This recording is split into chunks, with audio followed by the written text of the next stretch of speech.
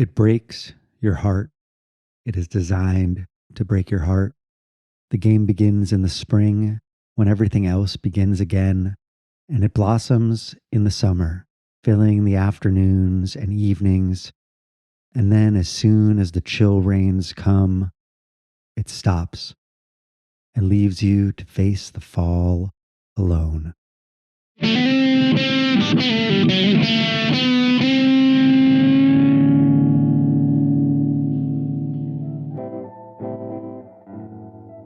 Those are the opening lines from one of my favorite baseball essays, A. Bartlett Giamatti's Green Fields of the Mind. Welcome to the Season 1 finale of Sandlot Social Club. I'm Adam. I play baseball with the Cap City Cobras in Austin, Texas. My teammate Callie Collins sits in as host for this episode while I occupy the seat of guest. Together, we reflect on the season and delve a bit into my own long relationship with the game of baseball. We recorded these over 2 nights at Go Valley Park, beginning during the Cobras' last home game of 2022 against the South Austin Lovejoys, and ending under much calmer conditions the following evening, just 2 ball players sitting on the bump. You'll hear all the sounds of the park in this one, the cracks, the chatter, the airplanes buzzing overhead.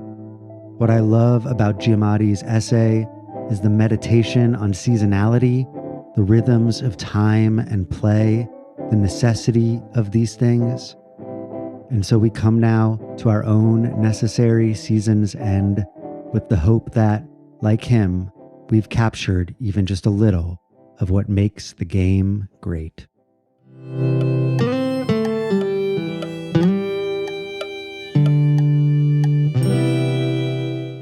So this is going to be the 20th episode of the show. 20th episode. Yeah.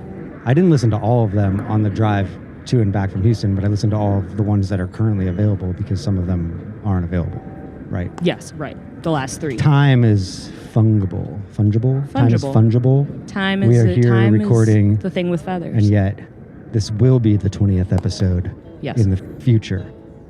And so, that's a moment. That is a moment. What do you feel about 20 episodes? How does that feel to you as a season, as like a project? I have a sense of an ending. A sense of an ending. I don't know. I mean, it's a baseball season, right? So, I think seasonality is kind of part of the deal, right? Yeah, absolutely. You do it for a season, and then the season ends. And it breaks your heart. And it breaks your heart. And you stare out the window and wait for baseball. A. Bartlett Giamatti once said, it breaks your heart. It's a bittersweet ending. Yeah. Because it's the end of a project, but also it's been really fun. So I'm happy to have finished it, right? Like kind of like finishing a book or anything or any piece of expression, right? Yeah, absolutely. And it's more that, I think, I realize now it's more that than, maybe I originally intended, right? I think you say podcast and certain things come up, like content. It's content on the internet.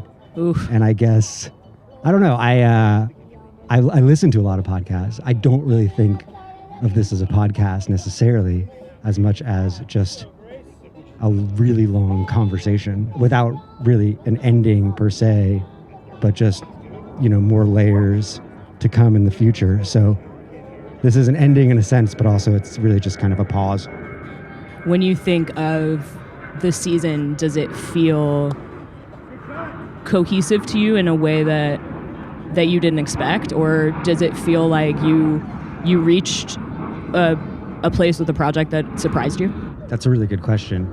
It makes me think of the thing I learned in my nonfiction creative writing class, which was that, the act of writing an essay is supposed to be an act of discovery. You kind of go into it with a certain amount of faith that you'll come out on the other side with a new understanding of something. And in that sense, I would say, yeah, after having 20 conversations, more than 20 actually, because some are saved for the future, having 20 conversations about why people are playing baseball produces a certain layering effect in terms of how I think about the game and my involvement in it and its involvement in the world. And why does baseball exist? What is baseball even, Callie? I can't tell you.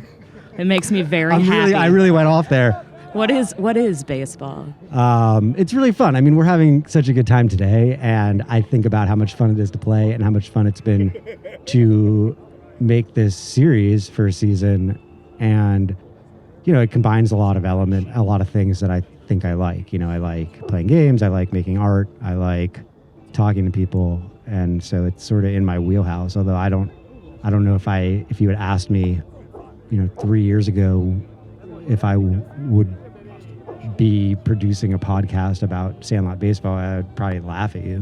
Why? Well, 3 years ago, I guess what would have been pre-pandemic, right? So very different world. That's a very different world. So yeah, I mean, I would have been sort of aware of baseball occurrences in my fine city of Austin, but maybe, you know, not involved. So I wasn't involved.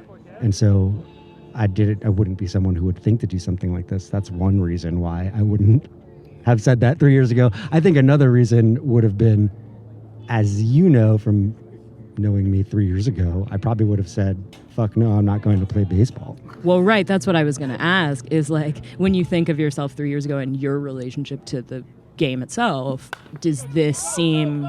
That's a foul ball. It's a well-hit ball, though. All right, Jimmy. Has your relationship with baseball changed in the past 3 years? And has it changed over the course of talking to other people this year about their experiences playing the game? I think it's evolved. I think it's something that I'm more comfortable with, I guess. Like, why does it exist in my life is a question I have a better answer to. Why does it exist in your life?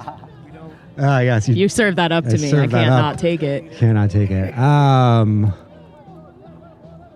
Yeah, I mean, I'm one of those people like JW. You know, he joked that he was born with a baseball glove in his hand, and I guess that's me too. I think in some ways. Well, let me put it this way. I mean, baseball equipment was all around my house growing up, and my mom was a big fan of baseball, and my dad and my uncle played on a local community softball team. So I spent a lot of my first years, you know, ages 2, 3, 4, 5, 6, hanging out at, you know, Sunday doubleheaders in the park, various parks on Long Island. So that's one reason why, you know, my relationship to baseball starts then. I grew up around it. I played it a lot as a kid. I started playing Little League. I played in high school. I, you know, watched it. I went to games at Shea Stadium. It just sort of, the game was there. I mean, I have a baseball tattoo on my arm that I got when I was like 30 years old and not at all connected to the game whatsoever in really any serious or substantial way. And I just sort of thought that I wanted to get a tattoo, and I wanted something that I knew that I could look at when I was 90 years old and think, this is a part of me now and has been a part of me for a long time. And I knew that the only way to do that was to put something on my body related to baseball. So, I mean, I'm that kind of person, I guess. Well, I think the tattoo thing is really interesting because it was your first tattoo, right? Yeah. I mean, I think, you know, I've thought about this a lot with tattoos in particular, but it's interesting and like kind of, I don't know, fortuitous, or I don't know what the word is, but that there was something about baseball that even when you were not involved, when you were 30 and you got that tattoo, you knew you wouldn't regret getting a baseball tattoo. Like that it wasn't gonna, there wasn't anything about baseball that was gonna change so significantly that your relationship to it would be embarrassing to you, or, you know, that you knew even then when you weren't playing and maybe you were watching, but you weren't, you know, as involved or going to games, that it still meant and would continue to mean something singular to you. Yeah. And I think that's, you know, that's a really interesting, what is it about baseball? What is it about the game that feels like it's going to be in your life for the rest of your life? Yeah, I don't know if there's anything particularly about the game itself, although I'll try to answer that question. Like I know there are things particularly about like my connection to the game. I mean, in a lot of ways, because I was someone who played imaginary baseball in my backyard and made up games as a child and spent a lot of time doing that, my first connections to forming stories in my head, imagination, were from playing with this idea of baseball. Not the game that was like on TV, just this idea of people on a field doing things and inventing scenarios for them. And so I learned how to tell stories to myself that way. And that's a very human endeavor. Absolutely. The way that I look at it and have learned to look at it in my life. I mean, the way that we craft stories about ourselves, share them with other people, and use them to make change and create understanding is maybe the thing that makes us human. It's true and not true, right? There are many things that make us human, but it's definitely special. And I think how I connected with that specialness of my own humanity as a child is something that I hold very dear and has circulated through my life in a variety of ways. And so I think in that there is this everlasting connection that I felt, oh, I won't regret this, right? Even though I knew at the time, looking at my life, that like I wasn't doing anything related to this, and like nobody would think of me as connected to baseball, or they might see the tattoo and think, oh, he likes baseball. But like I wasn't playing. I don't even think I was watching baseball at that point. So I think that's one reason, that early sort of formative connection. I think moving forward in my life beyond that, you know, then playing as a kid and in Little League and in high school.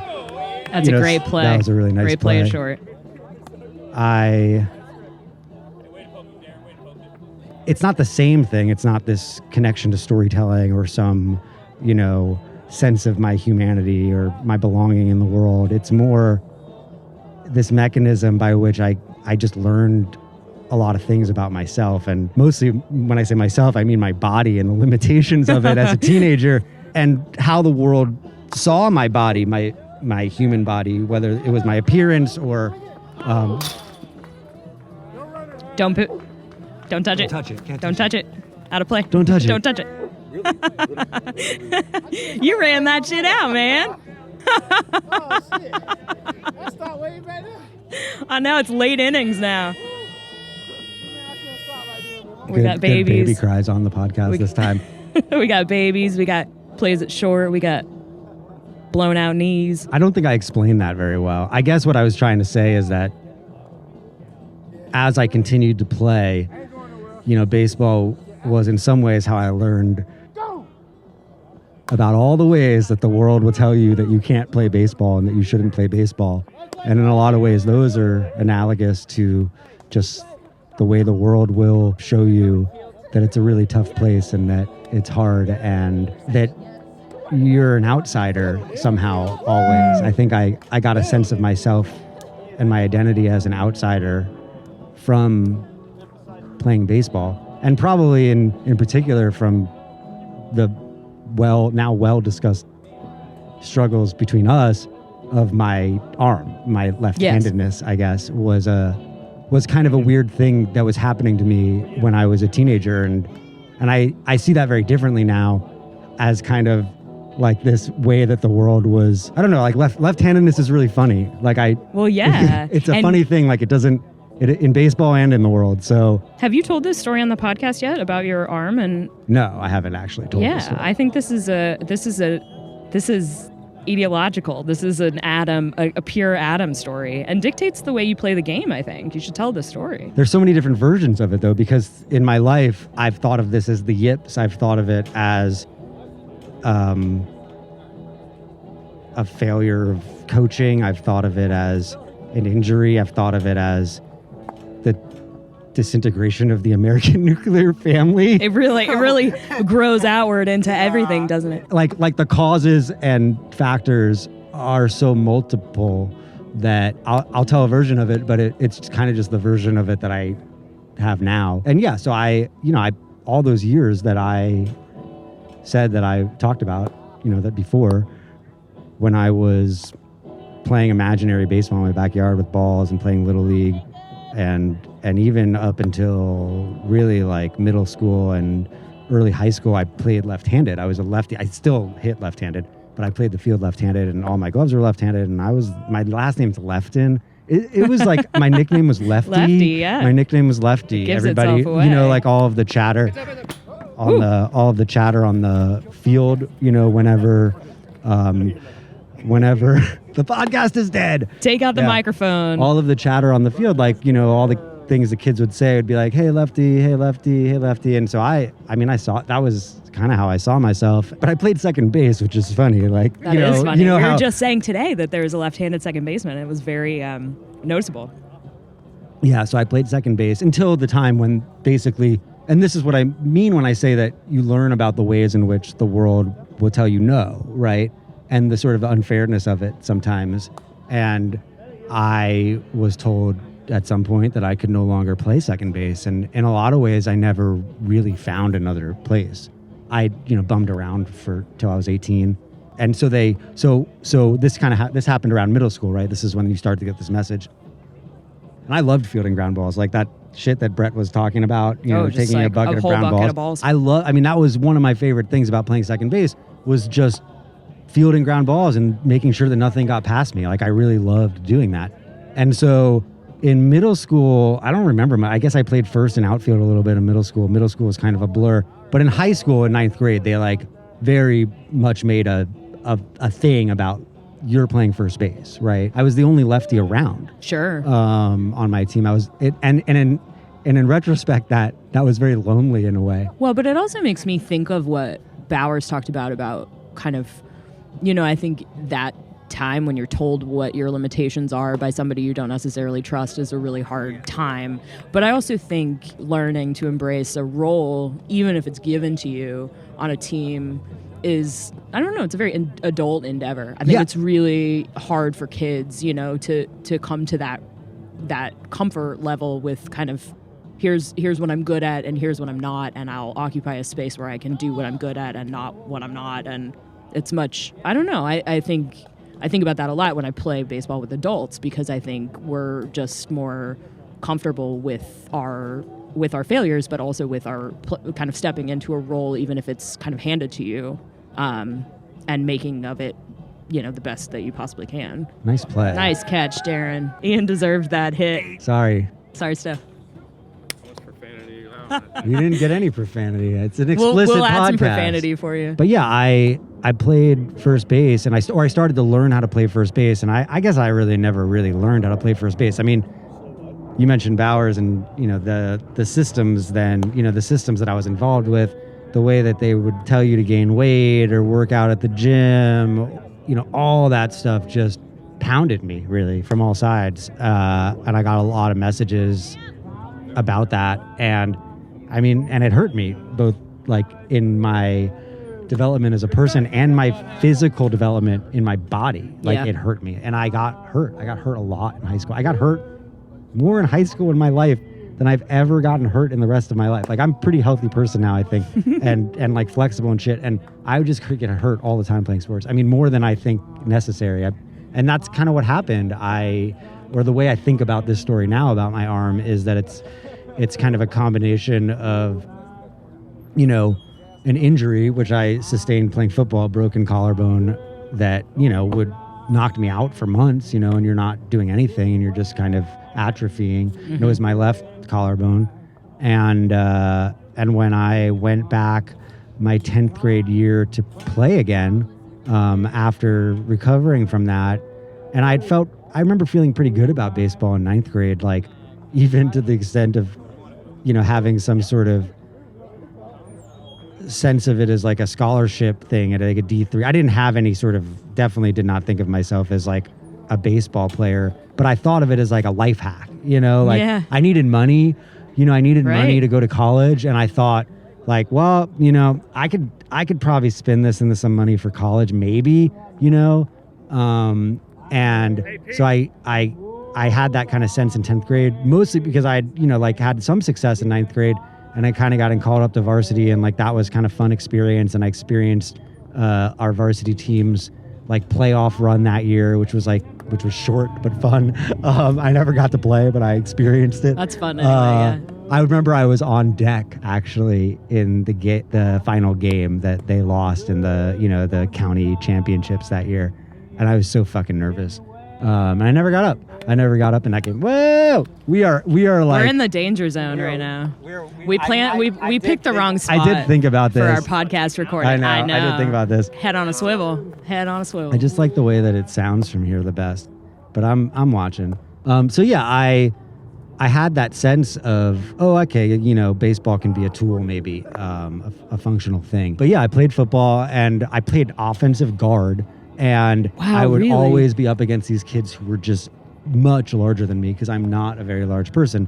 And I went into some play once and came out and my arm was just hanging down my side. And that then became something that I struggled. I guess that the way I see it now is that became something that I really struggled with in 10th grade. I couldn't throw the ball, yeah. And throwing a baseball is a very unnatural thing. It's something, if you do it and you do it consistently, you'll learn how to do it. But if you don't do it, your arm's not really going to functionally move that way with that kind of torque and flexibility in many other activities. And so after that, the rest of my high school career in baseball was just a struggle of, will I be able to throw the ball? Can I throw the ball? Can I throw the ball to first base? Can I throw the ball throwing it around? Will I be able to make the cutoff throw to home? And then this is an intense situations too, where the coach is yelling at you, and people care about winning, and they wanted me to play first base, and I just couldn't do it. I couldn't fucking do it. Yeah. It's a great play. And it was a really nice play by our first baseman, Matt Hampton. And that was really frustrating for me. I wanted to succeed and I couldn't do it. And I didn't know why. And there were these people that were trying to help me, but they weren't really helping me. And in fact, and then this was really the sort of clincher, which was then in 10th grade, I didn't actually get pulled up to varsity because of this. And I ended up down in JV again with this coach whose name I can't remember, who did not try to help me. And maybe it's good you don't remember his name. Yeah, and he just sort of he gave me a new nickname, which was Goofy, because of what was happening with my arm. And the other kids kind of picked that up, and that then kind of became my sort of role on the team, was this kind of punching bag in a sense. And I definitely didn't like that, right?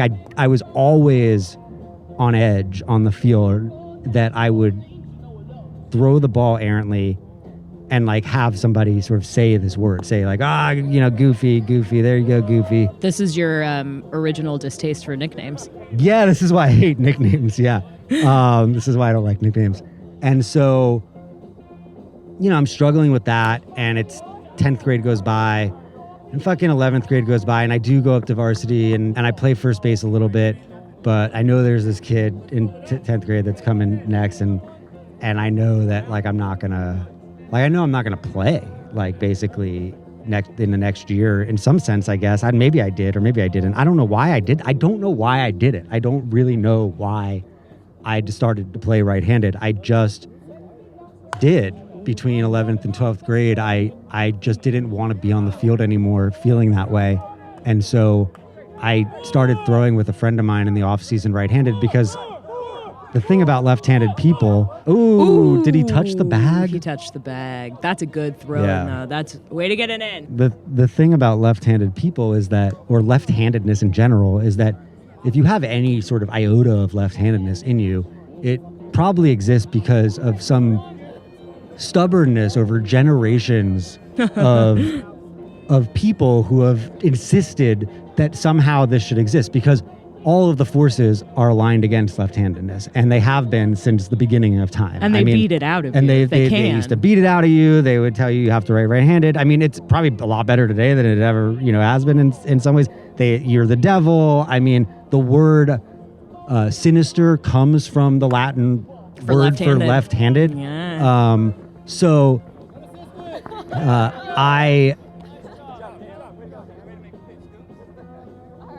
I basically showed up for senior year with this glove that I'd found in the collection of equipment that was still at my house, just from when I was a kid, so that it was a softball glove. It was I still have it actually at the house. It's broken. And I I started playing outfield right-handed, and I wasn't particularly very good, but I held my own, and I didn't play that much, and I DH'd, and I just did another season of high school baseball that way, and I sort of knew that was it, and at the end, the coach who and I liked my varsity coach. He wasn't a bad person or one of those bad coaches. He gave me the most improved player award that year at the athletic ceremonies, and I remember being there and feeling really done, like I didn't care. Yeah. And I went to college, and at that time you have this sense that you can be an athlete or you can be an artist, and you have to choose one. And I come back to this. I was I was embarrassed about my past, and I hid it from people. And I even remember the Red Sox winning the World Series and sort of hiding in the back of the room, like pretending like I don't know anything about baseball. Yeah. I mean, it's funny because I was thinking about what you said earlier about feeling like an outsider and how you've gone down this rabbit hole of learning about left-handedness and how kind of it was, the outsideriness of being a little bit different. Yeah. And I wonder, like, as I listened to some of the episodes in the season and you listened to a bunch gearing up for this conversation, we talk a lot about community and finding our people and, teams being this space where we have chosen family. I was thinking about what Brett said about chosen family. And, but I think in a way, do you feel like that outsiderness kind of clings on in some way to your understanding of baseball now and your kind of situation in this community? Or do you feel like that was a product of youth and that kind of forced dichotomy of artist, athlete, other ways of being told you're an outsider? I mean, I like to think that Sandlot, at least this version of baseball when I'm playing it, for me, is fundamentally left-handed. Yeah. Like, it just is left-handed. Yeah. Like, as it exists, because it is outside of normativity. You experience things here that are not normal, or not part of what I think, like, our consumerist capitalist society values. And Sure. so I see it as an outside activity, an activity of outsiders, or at least in spirit for me. And that's just my experience of it. But I like to think that it is somehow fundamentally left-handed. Yeah, I like that a lot. Do you feel like talking to folks over the course of the season and hearing about their experiences with the game over the course of their lives? I mean, it seems to me as if a lot of people have similar stories to yours, or, I think especially people who played seriously into their kind of teen years when they were starting to become a person and thinking about how they're treated and what people think about them and that kind of, I don't know, it's a complicated space, obviously, when you're coming of age in athletics. But I think what I've noticed is how many people who are playing Sandlot and having truly like the time of their lives. Like, I just looked at Joel smile at the plate before he took that, like huge grin on his face. That like a lot of people have these kind of stories where they've rediscovered the sport that that maybe treated them badly or frustrated them in kind of crucial identity ways when they were younger. Do you feel like I don't know, do you have a new understanding of I mean, this is a big question, but why we're out here? Why people want to do this? Why do people want to play baseball? Well, I mean, I think specifically Sandlot, like, why is this space the space that inspires that kind of like coming home to this game? Like, what is it about Sandlot that makes it possible to right that kind of wrong for a lot of people? It's a really hard question. I know, I'm but sorry. I don't know if I know the answer to. I think there's so many factors. I think one is the arbitrary aspect of it that's been brought up before on the show, that, it's just, we live in a country where a lot of people had experience with this game. I guess I see it as a layer. There's a layering, like there are patterns, right? There are patterns that kind of come up through the conversations that point to reasons why, Why baseball? Or why, you're seeing more people across the country or in different towns saying like, hey, I want to do something like this. And I think some of those reasons are that, you know, practically speaking, we all experienced kind of just a shitty few years, you know, of solitude and loneliness and questioning, you know, will we see the people that we care about and will we have vitality in our lives, you know, like vital interactions with others on a daily basis? Like, will we get to do that? And we've got to know what it feels like to have that taken. And that's very powerful, to have something taken from you like that so swiftly. And I think that's definitely a factor in why you're seeing it now, right? Like you're seeing a kind of surge, so to speak, in the recent years, in the first years of the new world.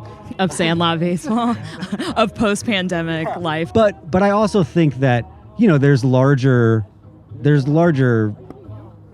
narratives that kind of hover over that. Not the world did not start and end in 2020. There's the fact that, you know, we live in a society that doesn't place a lot of value on what's happening here right now, you know, and doesn't make a lot of room for it. And that's been happening since long before the pandemic. I mean, that's been happening for decades and decades and decades. The kind of baseball that is happening here in front of us right now used to exist in a form, you know, like people would gather. I mean, I think it's that stupid scene in Field of Dreams where the guy, you know, is like, they pick up the ghost on the side of the road and he's like, they play baseball in all the towns in America. They used to, yeah. And I'm going to go play baseball and get a job. And I think we're very overwhelmed now in our present state of culture here in this country and in the West and in the internet world, I guess you would call it, you know, the world of technology, where there's so many messages and forces and stimulants around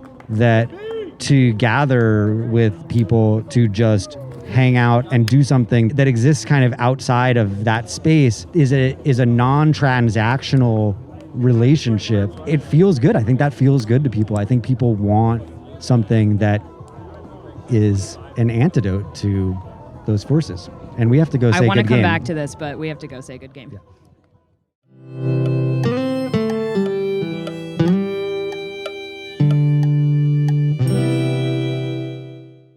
Will you talk a little bit about like how your experience of Austin has changed now that you play Sandlot baseball? Like, has it changed the way that you live in the city?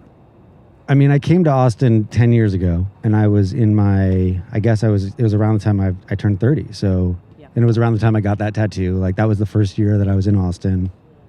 I didn't know anybody here.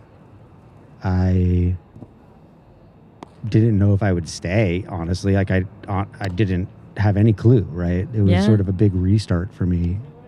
And I think playing baseball in Austin feels like a kind of maybe the sum of a sustained relationship with a place, like the result of patience, I guess, with a place that I think,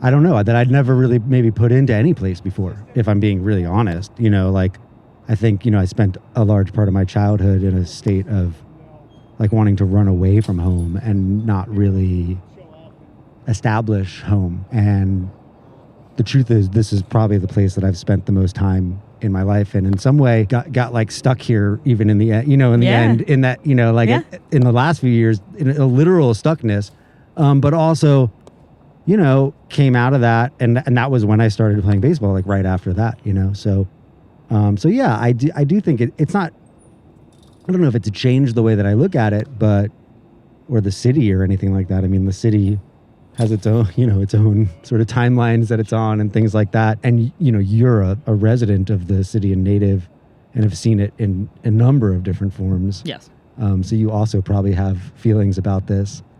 I do think that there's something kind of, like I will always think of this place in connection with these activities, no matter where my life takes me in the future, for sure. Yeah. know? Yeah. And I don't, and to me, it somehow makes sense, you know, like it makes sense that this isn't as, I'm going to say this and you're going to laugh because y'all gave me tons of shit last night for saying like as a New Yorker, but it was a funny moment at the bar. But it makes sense to me that this is, this is something that like exists in Texas. I mean, it exists in a lot of other places, but there's something quintessentially Texan about the way that it exists here in a lot of ways too, which I'm sure you have thoughts on. No, but I want to hear yours. I want you to go further into that. What is quintessentially Texan about this? Because it's funny, like as I was listening to episodes and I was thinking about where this has thrived.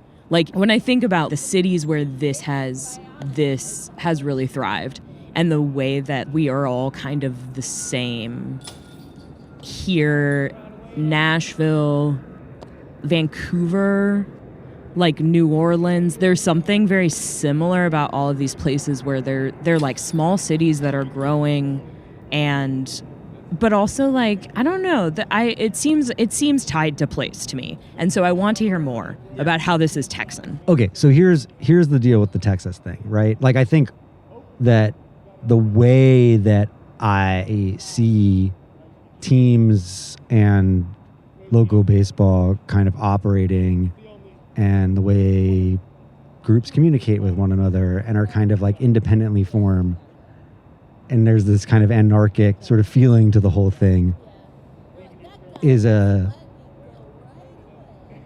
kind of Texas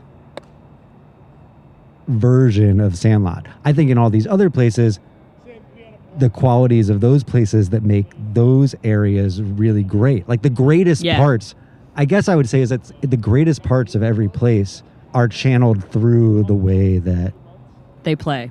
The game is played. Like I love being at a PBL game and like seeing the way that baseball is played there and the connection to that city and that place, right? And the way that that environment interacts and the people interact with the environment to produce that game and the energy of it, I guess, and that's always going to exist, or I hope that always exists if you're playing kind of local baseball, because you're playing it in place, like you're playing it in a park, in a city, in a place, Yeah.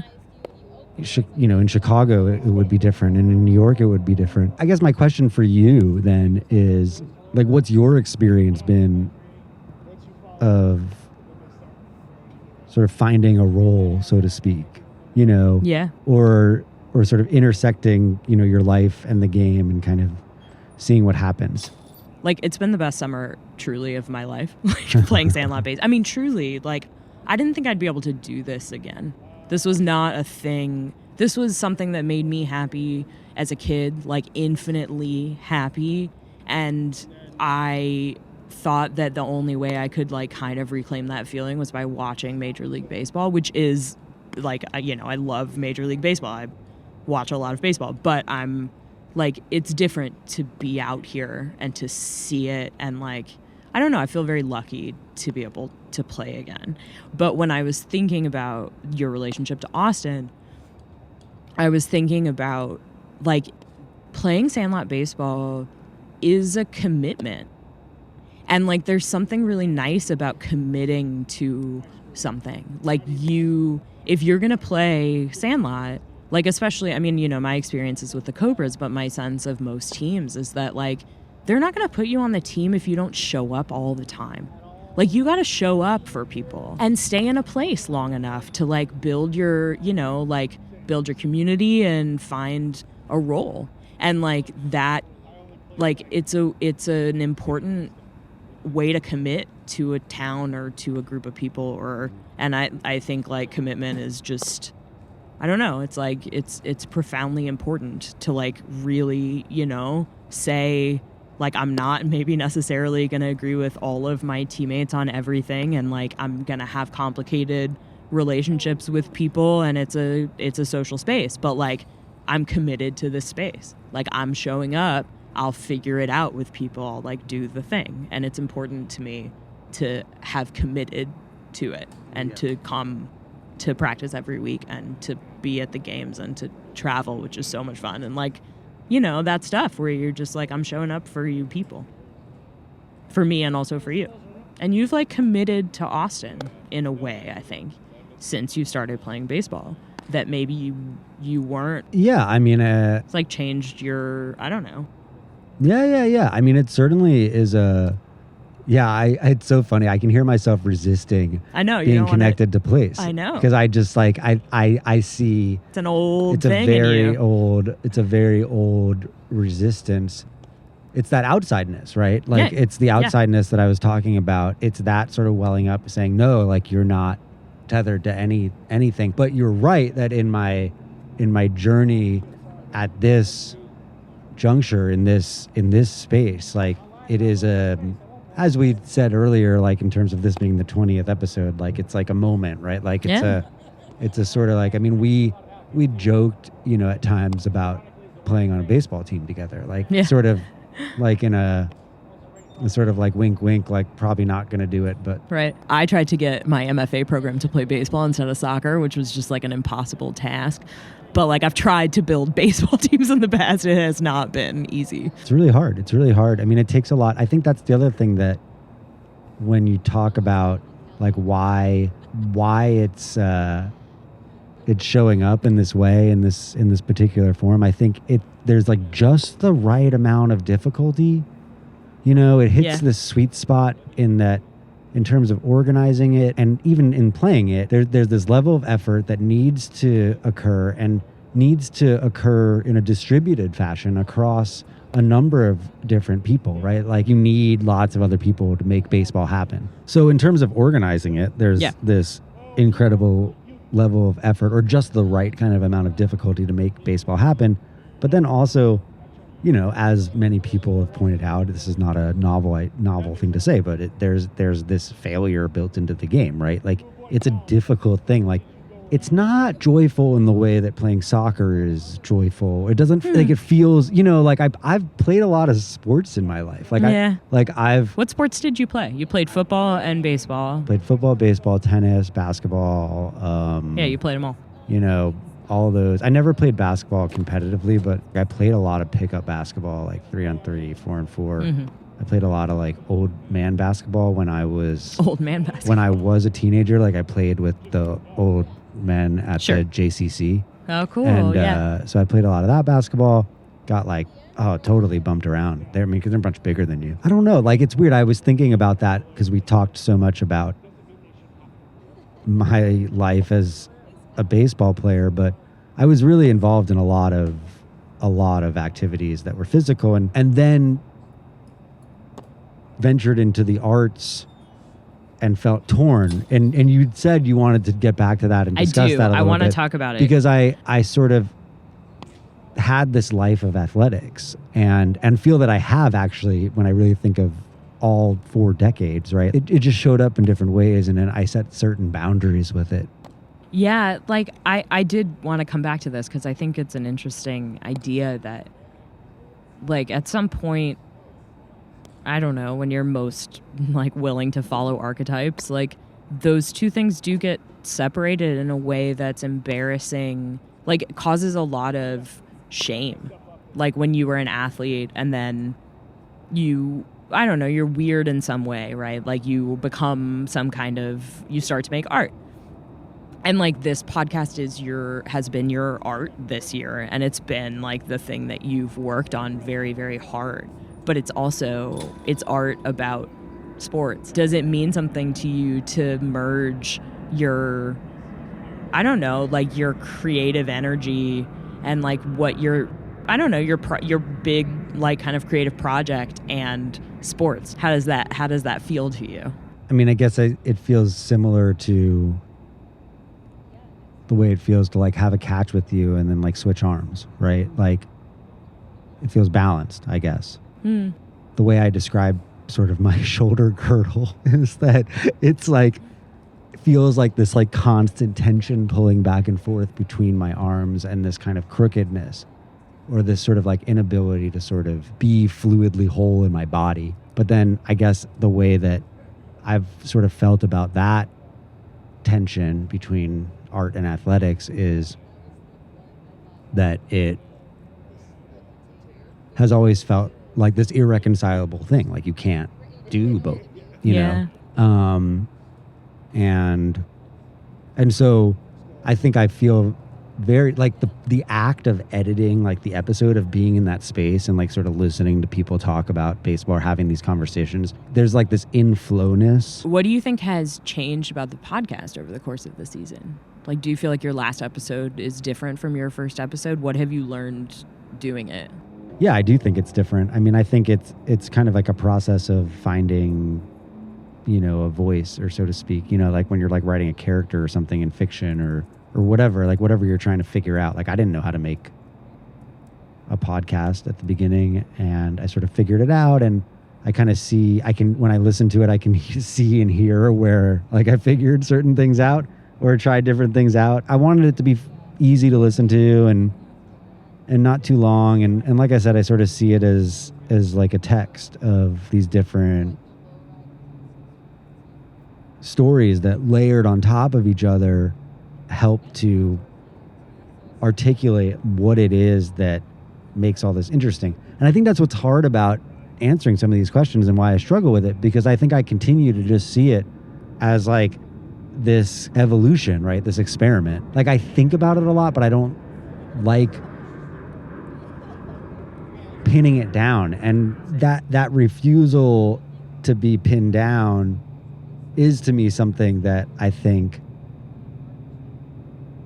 is very much intertwined in the way that everyone relates to this in a different fashion, right? Their own sort of unique kind of relationship to playing baseball again or for the first time, right? It's like there's this kind of space where you can do it however you want to do it. And that goes for, you know, your team, your character that you know, bring to the field. Like, you know, you can be whoever you want to be in the game, and there's this allowance for that. And I think the allowance for that is what the thing that feels sort of special and unique. We talked about your tattoo last night, but you didn't ever kind of say what your tattoo is and what did you put on your body when you were 30? Yeah, I put the scorecard annotation for a 2-out single to right field. Which you did because? You want me to tell you what I told my mother, or you want me to tell you what I told people? I want both. What I told my mother first. Yeah, what I told my mom was that that when I was a kid, part of these early memories that we discussed, you know, some of them were at Shea Stadium on the third base side with my grandfather. He would take me to games as a kid. Those were also some of my early baseball memories. And I would learn how to score with him. So right. I learned how to score with him, and he died when I was, you know, fairly young. I was a younger teenager. And so that kind of, the scorecard kind of had this sort of familial connection to me. But this is what you told your mother. Yeah. Okay. Yeah. But the annotation itself, I just sort of thought of it as, to me, the most hopeful play that I could think of creating a symbol out of, right? Because there's 2 outs, you know. Nobody on the bases. And you extend the inning. So, you know, it kind of makes me think of like Bauer's talk about the whole goal is to keep on playing. You know, if you hit a 2-out single, you're letting everybody There's kind of play. this hopelessness. I mean, Brett talked about the hopelessness too. I think there's a lot of that in my approach to the game now that I get to bring to the field for practice, for games. Like that's the attitude I try to bring when I'm playing. I have changed the way I think about it a little bit, you know, based even on our discussion yesterday, because that's kind of the, you know, the elevator pitch of like what I would tell people if they ever asked me, because people ask you these questions about your tattoos. Yeah, you have to have something to say. But I think after our discussion, you know, now, and you'd ask me, you know, are you surprised by anything? And I was kind of surprised by this today. You would ask like, what makes it this thing that you know that you're going to be connected to? And I think that for me, you know, I had that early experience where I felt this kind of beautiful vitality in my mind and body as I ran around the yard and also engaged my brain in the creation of story. I was doing the 2 things that are the most awesome about being a person. I was moving and I was creating a world in my head.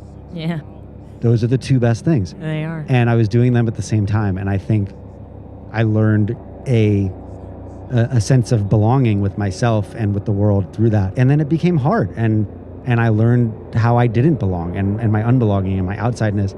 And so the tattoo now, I see it as like, you know, the whole reason I would even do, you know, make it or put it there, you know, is about, you know, navigating that space, you know, like that's life, you know. Yeah. It's like you're always between belonging and unbelonging, and like maybe you'll get a 2-out single. You're and always like hitting keep a it 2-out single to and, right field. and keep it going, you know, like it's a reminder to try to just do like a simple thing that you know that you can do.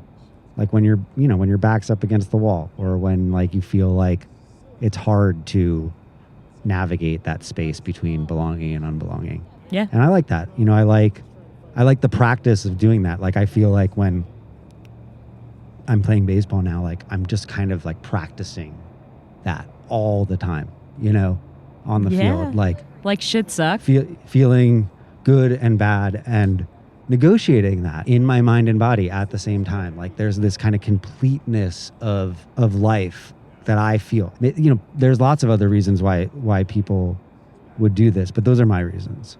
That seems like a good place to stop. Thanks for listening. Thank you to everyone who sat down with me over the past year to talk about baseball.